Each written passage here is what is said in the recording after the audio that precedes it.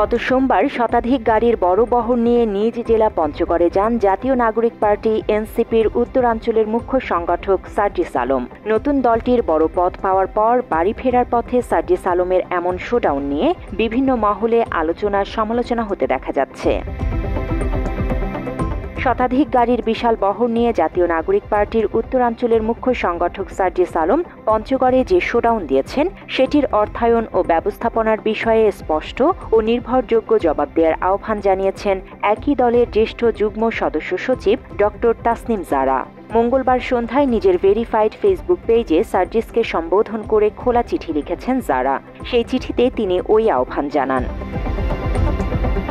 পোস্টে তিনি লিখেছেন, কিছুদিন আগেই প্রকাশ্যে সার্জিস বলেছিল এই মুহূর্তে কোনো টাকা তার নেই, ধার করে চলছেন। এটাই হচ্ছে রিয়ালিটি। সার্জিসের পকেটে মানিব্যাগও নেই বলে দাবি করেছিলেন সার্জিস। কিন্তু সেই ঘটনার পর শতাধিক গাড়ির বিশাল এক বহরের আয়োজন কিভাবে সম্ভব হলো সেটি নিয়ে প্রশ্ন তুলেছেন যারা।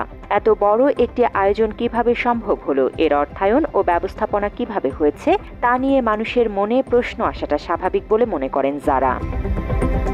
মাত্র 30% টাকায় জমির মালিক হয়ে নতুন বাংলাদেশের গড়ে তোলার স্বপ্ন দেখা বাংলা বসতি। জাতীয় নাগরিক পার্টি এনসিপি স্বচ্ছতা, সততা ও জবাবদিহিতার ভিত্তিতে একটি নতুন রাজনৈতিক সংস্কৃতি গড়ে তোলার যে প্রতিশ্রুতি দিয়েছে, সে জায়গা থেকে এসব প্রশ্নের স্পষ্ট ও নির্ভরযোগ্য উত্তর দেওয়া সবারই দায়িত্ব বলে উল্লেখ করেন যারা।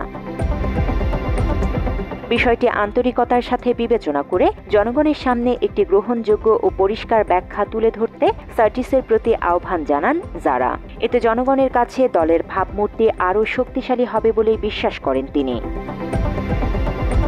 জবাবে সার্জিস আলম দাবি করেছেন, গতকাল তার পরিবার, আত্মীয় স্বজন, বন্ধু বান্ধব এবং জেলার অনেক শুভাকাঙ্ক্ষী তাদের ব্যক্তিগত উদ্যোগে বহরের অর্ধেকের বেশি গাড়ি নিয়ে গিয়েছিলেন, যেগুলোর ব্যয় তাঁদেরকে বহন করতে হয়নি। বাকি প্রায় 50টির মতো গাড়ির 6,000 টাকা করে যে 3 লাখ টাকা ভাড়া দিতে হয়েছে, সেই টাকা দেওয়ার সামর্থ্য তার পরিবারের আরও 50 বছর আগেও ছিল। আগামী নির্বাচনে প্রার্থী হলে তার খরচ নিয়েও আত্মবিশ্বাসী সার্জিস লিখেছেন, শুধু তার দাদা যা রেখে গিয়েছেন সেটা দিয়ে তিনি ইলেকশনও করে ফেলতে পারবেন ইনশাআল্লাহ। জান্নাতুল ফেরদৌস তমা, বাংলা এডিশন।